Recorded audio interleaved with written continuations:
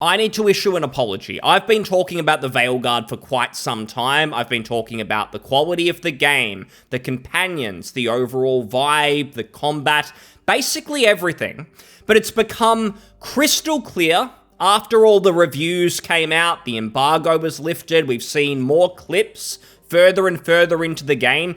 After seeing all that, it is abundantly clear that I haven't even been remotely harsh enough. So I'm sorry for that. This game is clearly a disaster. It's a train wreck. It's embarrassing.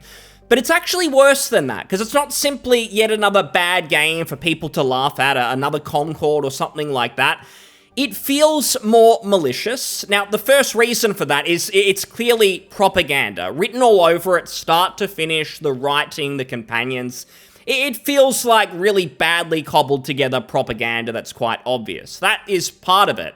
But also, EA and Bioware, they've clearly been working together to trick the public throughout the review process. Now, I'm not able to give you a full review of the game today. You might be shocked to hear that Bioware didn't send me a review copy, but I've been following the process very closely from a few days ago when there were murmurings that maybe some people, some reviewers, YouTubers weren't going to receive a pre-release copy, and Bioware were going to be very stingy for who was allowed to review the game. As soon as I heard about that, it was pretty clear that something amiss, something strange was going on. And looking through everything, watching a lot of reviews, watching the videos and so on, I understand what EA have been trying to do over the last week, pretty much since they unveiled the game a few months ago, their whole strategy. EA know this is a dumpster fire. Some of the Bioware staff might. I think they are utterly deluded, so maybe not all of them, certainly not the director, Corinne. Like, these people are all in on their ideology. They don't care about the game quality. They're just trying to push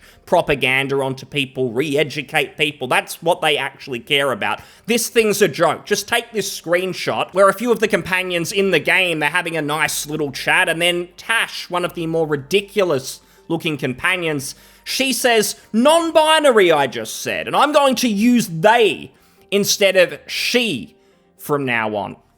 Pretty clear this thing is way worse than anyone ever could have expected. Like, I knew it was going to be bad, but this in your face, like, they are mask off now. They don't even care about hiding this or being subtle for normal people. Like, they're deranged. Bioware are deranged.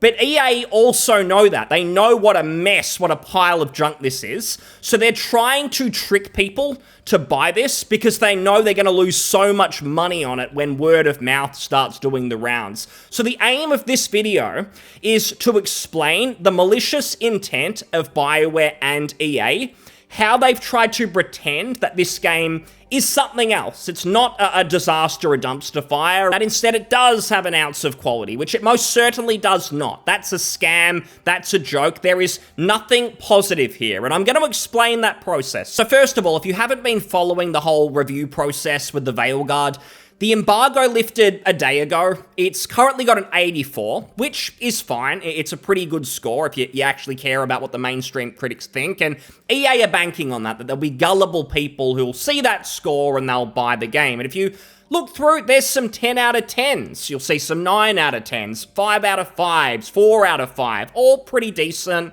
8, 9s, and 10s on average. There's a few mixed ones. 7 out of 10, I think I saw. That's about the worst of it. 6 out of 10, probably the very worst. Now, I expected this. I assumed there would be praise from the mainstream critics, pretty much because of the subject matter. The Dragon Age IP, it's always been seen as so diverse, so progressive, pushing the world forward in video game form. And that was back in 2013. Since then, the world's gotten way more crazy. The Bioware devs, they're more deranged than ever. Their target audience, basically weirdos. For that reason, mainstream game journalists were never going to criticize it for any reason. Even if the game quality was poor, just the fact that they're going for progressive, diverse storylines, companions, that's always going to result in high scores, which is what we're seeing. And we'll dive into some of that too, because it is a big part of EA's big push to trick people into buying the game, essentially, when it is no good. But To really understand how malicious this is, you've got to go back to a few days ago, and this has been doing the rounds on YouTube a lot. The whole idea that EA were curating who actually gets a review copy, and it really started, this creator, Wolfheart FPS, does a lot of Baldur's Gate 3 stuff, is pretty engaged in role-playing games, isn't just someone who reviews like every mainstream game. He says here, 3 creators, myself included, were a bit more critical than others with our hands-on time with the Veilguard, and that was when EA flew out a bunch of content creators, lots and lots of them, to play the game for 7 hours, and I was quite puzzled by that. It was probably the only time I sort of questioned, what am I missing here? Like, the game, the marketing for the Veilguard looks abysmal. I don't believe that Bioware are hiding the good stuff. Like, this is as good as it gets. The 15, 20-minute gameplay trailers that we saw, that genuinely looked awful. And yet the creators came back and said, oh, it's actually pretty good. It's a decent game that they've got there. Now, some people called the creators shills, paid shills, whatever. I sort of question that because it just didn't make sense to me. Now we actually have the answer for why that was so puzzling. And I'll get to that. It's way worse than you could ever possibly think. So this post did the rounds, and then it became very clear that EA, Bioware were being very stingy with the review copies. They were only giving them to certain people. This person thinks it was purely about people being critical of the game, maybe, and they were just trying to stop criticism. I think they actually went a step further. It's not just about, oh, we didn't want to give it to people who looked at the game and were maybe critical. I think it's much worse. I believe that Bioware only gave review copies to people who aligned with them politically.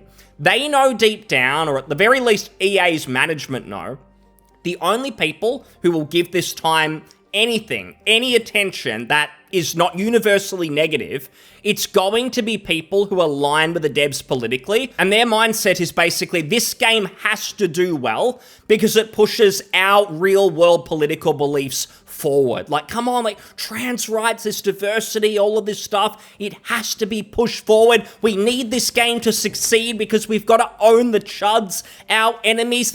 It has to happen. We can't have this game be a failure. And every single person who got a review copy, except maybe a handful, you're looking 95% of people or something who got a review copy, they do align with the devs politically. They've got pronouns in their bio. Parts of their review are dedicated to politics, basically, to say, oh my god, this game, look what it does for progressive values. And that's what they're giving 10 out of 10s for. And I'm going to present receipts, I'm going to give you some examples, but I just wanted to give you that context. However, EA's strategy, it actually failed because of a few people slipping through the cracks. I mentioned that about 95% of people align with Bioware politically, or they care more about politics than they do about games. But unfortunately, they gave review copies to a handful of people who do care about integrity of games. And that is going to be their downfall, because the negative reviews, they line so much more up with common sense and how people are actually feeling, whereas the positive reviews just feel like propaganda. They don't feel honest at all. So you might have seen or heard about a few of those. Mr. Maddy Plays, for instance, gives a scathing review titled Dragon Age the Veilguard is a big disappointment. And I was kind of surprised by this because he gave quite a positive review of the previews, the 7 hours. He was flown to EA and got to play the game for 7 hours. And again, I found that very puzzling. Now, he revealed why that was the case. Far more malicious than you could have ever thought. If you think people are just being paid off or anything, no, it's worse than that. What he basically said is that they mashed together, cobbled together the best parts of the game, gave it to these content creators to play through for 7 hours, but then they lied and suggested it was all part of the first act of the game. So the content creators thought, wow, so this 7 hours, there's a lot of action, there's a lot going on, it seems fairly interesting, I guess. It certainly doesn't really slow down, and given it's the first 7 hours, it probably gets much better from here. I mean, we really just played through the intro and maybe a little bit after that. So they were under that impression. That is how bad this is, how bad EA and Bioware actually are. They fly these people out with the intent of deceiving them, tricking them into thinking this abomination of a game was actually fun in any way whatsoever. and just gave them little snippets that might suggest it's okay, it gets better, it's action-packed, it's not boring, and so on. They gave them that with the intention of not just tricking them, but having them come back home and then deceive the general public as well, because they're going to say, yeah, the game was all right, and then maybe the pre-orders flow in. Maybe some people are fooled by the positive impressions that went out. They pre-order the game, give EA money, and I'm sure some of that was going on. And this just answered so many questions, because, I mean, if you were like me and were confused by those positive previews, you just felt that they just didn't add up with the vibe of the game, what we'd actually been shown. It just makes it so clear, and it just kills the idea that, oh, there might be a hidden gem here. Maybe Mr. Maddy, who's given the game an abysmal review, he hates it from everything that he said. Like, there's just no room for doubt. Like, this game is garbage, and EA are purely just trying to trick people. To be fair, Maddy says, in terms of redeeming qualities, the ending of the game is alright. Maybe someone there who's not deranged spent a little bit of time on that and they were able to come up with something. But the rest of it, it's a boring mess. It's a slog. The writing is horrible. And it's not just by Dragon Age standards or something. Like, it's a different tone and they're trying to do something new. No, it's just downright poor and embarrassing. It's like a modern Marvel movie, but it's the kids' version. It's made for 6-year-olds, 7-year-olds, and even they're reaching for the remote and they'd be turning this off because it sucks. Everything I've seen, I can't wait to see more of it. At best, a little bit of a comedy show, but in terms of actually spending money on it, I hope no one does. That's just his review. SkillUp's review may have been even harsher. Like, he pulled no punches, and I think this was EA's biggest mistake, because they probably were thinking, oh, this guy's a mainstream reviewer, he wants to be in with all the game reviewers and the industry and so on, and his real-world politics, they probably line up with Bioware's, so surely he's just going to do the right thing and just say how incredible our game is and how it's changing the world, it's doing so many great things. He did not. He said nothing but bad things. It's scathing. In the first couple of minutes, he describes the dialogue between companions as being like every conversation, HR is in the room with us. And that just kind of says it all, because this isn't like, I think Spider-Man 2 reviewers were saying something similar, that the dialogue is just cringe. But in a game like Dragon Age, the dialogue is just so massive. You're meant to be making dialogue choices. It's a huge part, the choice and consequence and so on. When you fuck up the writing to this degree, it's irredeemable, and everything else in the game is irredeemable. He says so, Maddy says so, other people are saying so as well who've played it. It's all bad. The combat, the story, conversations, writing, dialogue, characters, it's all dog shit. Like, there's nothing redeeming here, except, again, maybe the ending, like the last couple of hours, maybe if you're like an invested Dragon Age fan. And I throw that in so you understand I'm being serious. Like, they absolutely hate it. One of the worst games it seems like they've ever played. Utter disappointment. And giving you all of that information, that is what makes the mainstream reviews not puzzling because we expected it, but just that dishonest. And they're being exposed as phonies, as bad actors. And I mean, we've known that for a long time, but it's the most clear example I can think of for a while of the mainstream games media and these companies, big publishers like EA, working together to try and trick you into wasting your money. Like, this is why everyone should just drop mainstream games media. These journalists, oh, we're gonna lose our jobs, it's unfair. You're awful people. In this example, you're basically evil because it's not just about even tricking people out of money. You're trying to push your own worldview forward through this pathetic game. That's part of the collusion. It's not just financial. It is about pushing genuine, obvious propaganda onto people in the name of their real-world politics. It's pathetic. And I said I'd give you receipts. I'll give you examples. Because, again, all the positive reviews, the real positive ones, there is a real recurring theme. For instance, we've got Game Rant here, a review by Joshua Duckworth. That was a perfect 10 out of 10. I'm totally shocked. Pronouns in the bio. You go to the next review, Dana Eileen, she, her, pronouns in the bio. And then she's got a bunch of political posts whinging about, oh, all the bad toxic men on the internet aren't agreeing with me. Here's a really bad one. Colin Buchanan, game critic, very gay, he, they. Here's another one who gave a glowing review. Eddie Slay Santiago, pronouns in the bio, 10 out of 10. This is the case with everyone who gives the game a glowing review, and maybe it's a coincidence, but it's not just that, it's the reviews themselves. If we dig into some of them, again, at least a paragraph in each of them praising the diversity and how this improves the game, apparently. We can see here, in many ways, it is a game about them, your companions. Through them, the Veilguard speaks to our hearts, and it's how the game approaches complex topics from our own world. Topics like gender identity, neurodiversity, personal trauma, and parenthood. And each is handled gently and unobtrusively, and with maturity and care. Romance is, of course, part of the game, but I'm pleased by how restrained it is here, and how it focuses relationships on the emotional side, rather than being about just trying to bang someone. I flirted with everyone for hours before committing to Tash, but no one was giving anything away easily. Anyone who says they like Tash, who by all accounts is terribly written, the voice acting is pathetic as well, like, sounds like an absolute clown, doesn't even match the look of the character, which already sucks, but then you add the voice on top of it. Awful, just awful.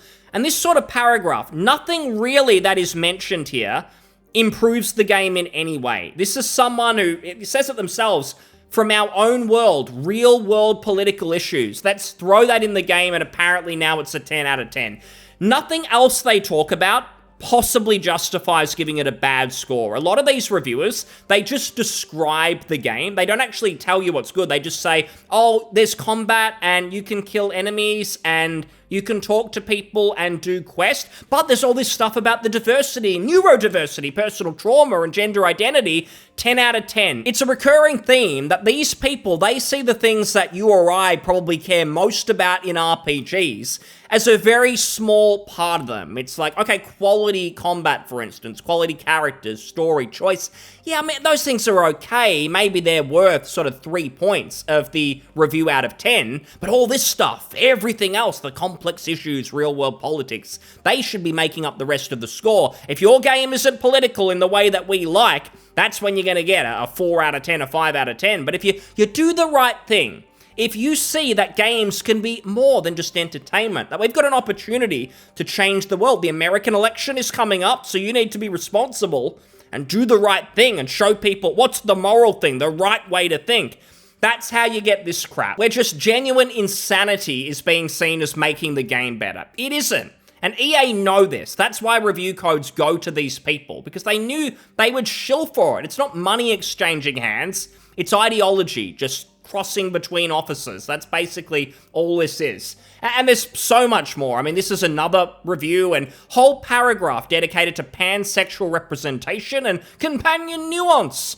I also want to note that director Corinne Bush went on record stating that the new approach of companions being pansexual did not necessarily make them pansexual, and while this is a bit of a vague statement on its own, I was pleasantly surprised, blah, blah, blah. You don't really care, let's be honest. You decided before ever sitting down to play this game that it was getting a high score. You were determined. The moment that you saw the developers, you saw that they were allies of you, that they're pushing the messages that you care about, that you think are more important than anything else.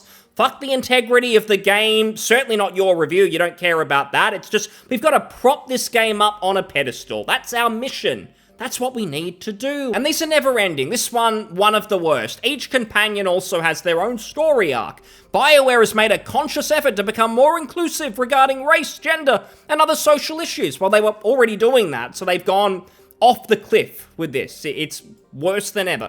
A few of their stories this time around will have a great impact on specific audiences, and it is great to see a company jump into these issues head on rather than just making pronouns or including skin color. I am sure a wake of people will have nasty things to say. Ooh, who could those people be? But seeing more people be able to see themselves in video games is only good in my books, even if I don't relate to the stories directly. And this is the theme. You go through every single one of these reviews. It's the same story, at least all of the overly positive ones. Again, a few people have slipped through the cracks. It's all about politics. These people, this industry, it's rotten from the developers to the mainstream games journalism. And again, we've known this for a long time, but this is as corrupt as it gets. And to summarize just how bad Bioware and EA are, the story basically goes, earlier this year, the Veilguard is shown off. There's a universally negative reception. Everyone hates it. So EA goes into damage control, and they may have even known long before they showed it off how bad it actually was internally.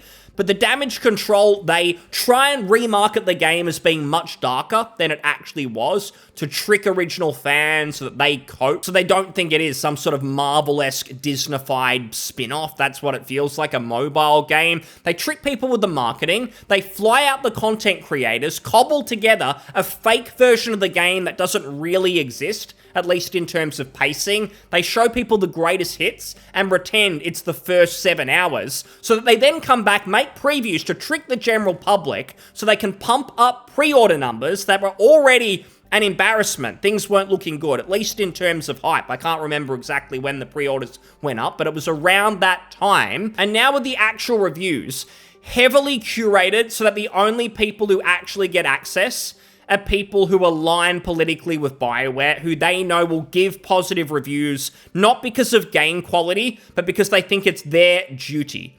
And they would be basically a transphobe or a racist or a sexist if they dared to talk badly about this game. Not even just the fear, they actually think that the safety, again, that HR is in the room dialogue, that this is a good thing, because that's how the world should be now. Fuck creativity. Interesting, that doesn't matter because we need to change the world. All these people, they think that's actually a good thing. What we are just fortunate of is that EA made those bumbling mistakes, that they gave review copies to Skill Up, to Mr. Maddy Plays, who did at least speak their mind, show us reality, pull back the curtain, and expose what a dumpster fire this is. And I just wanted to make that clear, because I'd hate to see there be people out there maybe still coping that Dragon Age can be saved, maybe there's a gem secretly here, and they maybe think, oh, well, Skill Up said bad things, but he said bad things about maybe Final Fantasy 16 a year ago, and some people liked that game. Maybe it's the same here. Some of the reviewers, the mainstream ones, are saying good things, so I should just give it a chance, pre-order or buy it on release. If you do that for those sorts of reasons, you're just getting fooled by EA. They know they have a turd on their hands. This was their desperate ploy to try and make as much money as possible before this whole thing falls over. Because once it's out and people see it for what it is, the word of mouth is going to tank so fast. I mean, even this screenshot about the non-binary when they're discussing it in-game, that's from the Dragon Age subreddit, and it hasn't been deleted. Most of the comments are calling it out. Even these clowns have realized that they've been fooled, and this whole thing is just an embarrassing train wreck for people who've totally gone off the deep end. And I look forward to laughing at all of this in future videos, all of these different clips. Like, it's genuinely the new Oblivion, like the voice acting, the motion capture, the facial animation. It's all so bad. Like, it's worse than things from 15, 20 years ago. Like, the people who worked on this, they are just incompetent. At least Oblivion, they were trying to do a good thing. It just looked a bit weird. This is actual propaganda. They thought they were going to influence people to think like them. I don't think so. People are running in the total opposite direction. It deserves to be laughed at. Bioware, they completely deserve to be shut down. Like, I don't think they're surviving this. But we'll laugh at all of this very soon, and thanks for watching. Cheers.